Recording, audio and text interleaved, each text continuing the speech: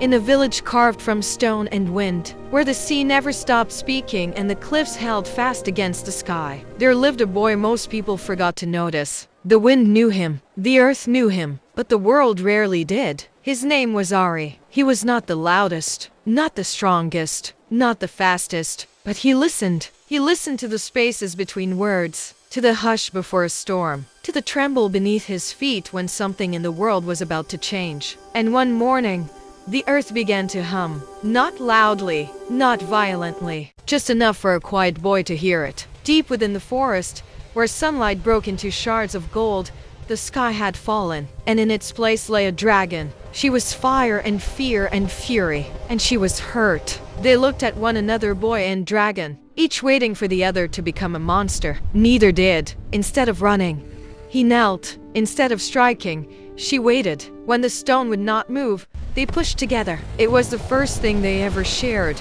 Effort. Her fire softened, settling into a quiet glow. Ember, he whispered, because even the smallest flame can warm the coldest fear. Day by day, silence turned into trust. Trust turned into laughter, and fear slowly forgot its own name. He showed her the world below the sky. She showed him the sky itself. The first leap felt like falling. The second felt like flying. And somewhere above the clouds, the quiet boy found something he had never known before. Not bravery, belonging, but fire in the sky is not easily welcomed by those who remember only ash. When the village looked up, they did not see a friend. They saw history. Fear moves quickly, faster than reason, faster than understanding. And that night, it carried torches. The dragon's fire rose wild, protective, ready. But the boy stepped forward. His hands trembled. His voice cracked. Still, he stood. She chose me, he said. And in that moment,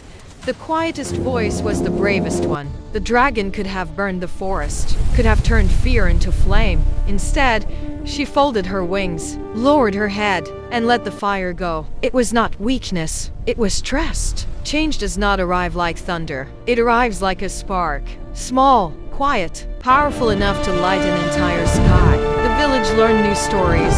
Stories not of ruin, but of friendship. And so the boy who once walked unnoticed now stood at the edge of the world beside a dragon made of living flame. Together, they leapt, not to escape, but to soar. Because sometimes, the bravest thing you can do is listen. And sometimes when you listen long enough, even dragons will answer.